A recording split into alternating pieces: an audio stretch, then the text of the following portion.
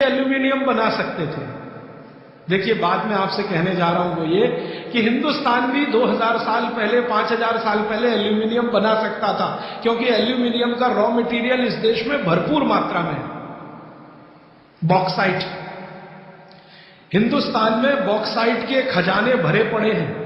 कर्नाटक बहुत बड़ा भंडार, तमिलनाडु, आंध्र प्रदेश बॉक्साइट के बड़े भंडार हैं। हम भी बना सकते थे, अगर बॉक्साइट है तो एल्यूमिनियम बनाना कोई मुश्किल काम नहीं है, लेकिन हमने नहीं बनाया क्योंकि उसकी जरूरत नहीं थी। हमको जरूरत थी मिट्टी की हांडी की, इसलिए हमने मिट्टी की हांडी बनाई और उसी पर सारे रिसर्च और एक्सपेरिमेंट किए। इसलिए कुम्हारों की एक पूरी की पूरी जमात इस देश में खड़ी की गई कि तुमको भैया मिट्टी के ही बर्तन बनाने हैं। माने तुमसे बड़ा वैज्ञानिक कौन? अब ये कुम्हार जो इतने बड़े वैज्ञानिक हैं इस देश के, जो मिट्टी के बर्तन बनाकर हजारों साल से दे रहे हैं हमारे स्वास्थ्य की रक्षा करने के लिए, हमने उनको नीची जाति बना दिया। हम कैसे मूर्ख लोग! वो नीचे कहां है जरा बताइए। अगर प्रेशर कुकर की कंपनी जो बना रही है प्रेशर कुकर वो ऊंचा आदमी है, तो ये कुम्हार नीचा कैसे हो गया? ये ऊंचा नीचा हमने डाल दिया इस देश में, इसी ने देश का सत्यानाश किया। ये ऊंचा नीचा कुछ तो अंग्रेजों ने डाला, कुछ अंग्रेजों के पहले जो मुसलमान थे उन्होंने डाला, और कुछ अंग्रेज और मुसलमानों के जाने के बाद हम काले अंग्रेजों ने इसको ऐसा पक्का बना दिया कि कुम्हार इस देश में बैकवर्ड क्लास है। जो सबसे बड़ा वैज्ञानिक काम कर रहा है मिट्टी के बर्तन बना बनाकर आपके माइक्रो न्यूट्रिएंट्स को, आपके सूक्ष्म पोषक तत्वों को कम नहीं होने देने के लिए मिट्टी का सिलेक्शन करता है वो। आपको मालूम है हर एक मिट्टी से बर्तन नहीं बनते। एक खास तरह की मिट्टी है वही बर्तन बनाने में काम आती है, और एक खास तरह की मिट्टी है जो हांडी बनाती है, दूसरे खास तरह की मिट्टी इसमें कुल्हड़ बनता है, तीसरे खास तरह की मिट्टी में कुछ और बनता है। ये मिट्टी को पहचानना कि इसमें कैल्शियम ज्यादा, इसमें मैग्नीशियम ज्यादा, इसलिए हांडी इससे बनाओ, और इसमें कैल्शियम मैग्नीशियम कम है इसलिए इसका कुल्हड़ बनाओ, ये तो बहुत बहुत बारीक और विज्ञान का काम है। ये सब कुम्हार कर रहे हैं, हजारों साल से कर रहे हैं, बिना किसी यूनिवर्सिटी में पढ़े हुए कर रहे हैं। तो हमें तो वंदन करना चाहिए, उनके सामने नतमस्तक होना चाहिए। कितने महान लोग हैं। दुर्भाग्य से सरकार की कैटेगरी में वो बैकवर्ड क्लास में आते हैं। तो ये जो मिट्टी के बर्तन की बात हुई, वो मिट्टी के बर्तन की बात इसलिए कि माइक्रो न्यूट्रिएंट्स का सब कुछ सामान्य रहता, इसलिए हमारे यहां एल्यूमिनियम के बर्तन या दूसरे मेटल के बर्तन का चलन कम है। भगवान के लिए तो बनाते नहीं, धातुओं के बर्तन में खाना नहीं बनता, सभी मंदिरों में भोजन और प्रसाद ज्यादातर मिट्टी के। तो आप भी कर लीजिए ये काम, प्रेशर कुकर निकालिए, मिट्टी की हांडी ले आइए। तो आप कहेंगे जी दाल देर में पकेगी, सिद्धांत ही वही है दाल का, तो जो देर में खेत में पकी है वो देर में घर में भी पकेगी। तो आप बोलेंगे फिर टाइम मैनेजमेंट कैसे होगा? मैं आपको सरल बता देता हूं, दाल को हांडी में रख के चढ़ा दीजिए, बाकी सब काम करते रहिए, घंटे डेढ़ घंटे में पक जाएगी, उतार लीजिए, फिर खा लीजिए। घंटे डेढ़ घंटे में आपके झाड़ू पोछा, दूसरे बर्तन साफ करना, कपड़े साफ करना, या जो भी काम करना है, पढ़ना लिखना, बच्चों को पढ़ाना, वो करते रहिए, वो दाल पकती रहेगी। ये है भागवत जी का सूत्र कि ऐसा भोजन नहीं करना जो बनाते समय, पकाते समय सूर्य के प्रकाश से वंचित हो और पवन के स्पर्श से वंचित हो। ये तभी संभव है जब आप खुले बर्तन में खाना बनाएं तो पवन भी अंदर आए और सूर्य का प्रकाश की किरणें भी अंदर आए खुले बर्तन में, और वो खुला बर्तन सबसे अच्छा मिट्टी का हांडी। आप कहें जी मिट्टी की हांडी के बाद अगर कोई चीज है तो हमारे यहां एक मेटल बनता है जिसको आप लोग कहते हैं एलॉय है, कांसा। कांसा आपने सुना है, शायद देखा भी हो किसी के घर।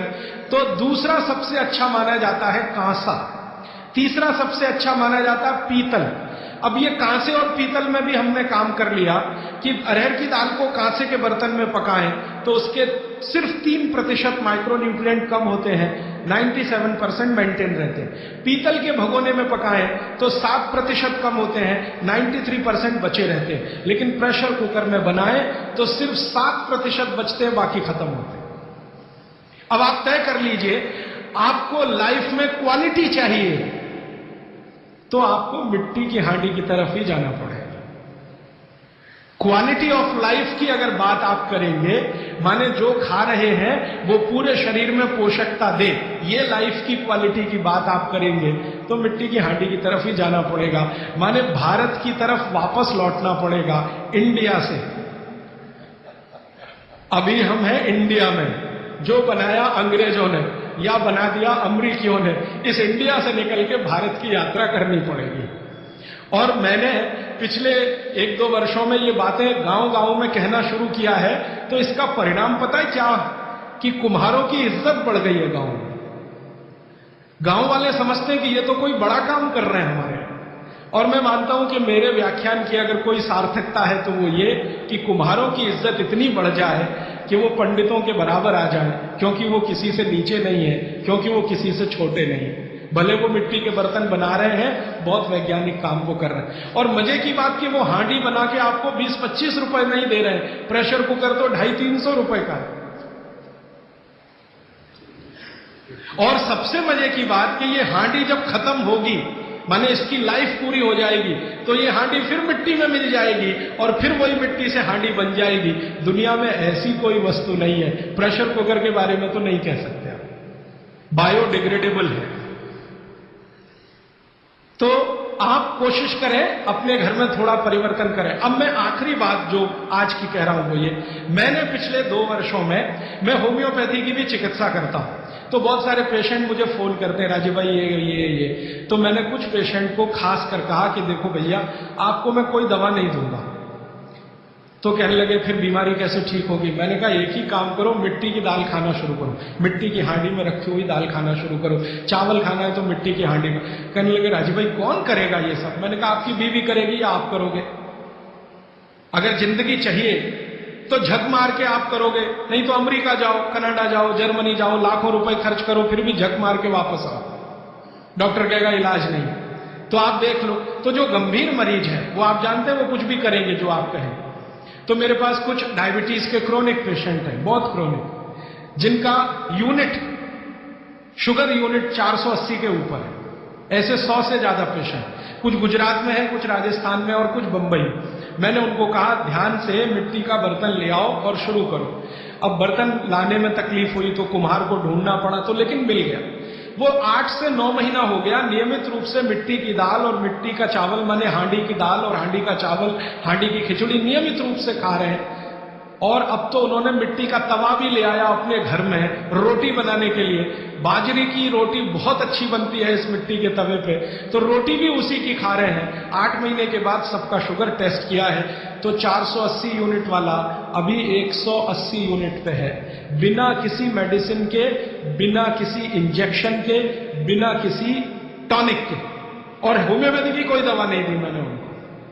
कुछ लोगों को ज्यादा परेशान थे, दवा भी दो, उनको प्लेसिबो दे दिया। प्लेसिबो समझते हैं, खाली गोली, दवा नहीं डाली। तो पेशेंट को लग रहा है कि मैं दवा खा रहा हूं, दवा खा के अच्छा हो रहा हूं। मुझे मालूम है कि वो कोई दवा नहीं है, वो प्लेसिबो है, वो अच्छा हो रहा है उस मिट्टी की दाल खा के, मिट्टी का चावल खा के, मिट्टी की खिचड़ी खा के। रिजल्ट ये है। तब मैंने मान लिया कि बाघभट्ट सच में महान आदमी थे।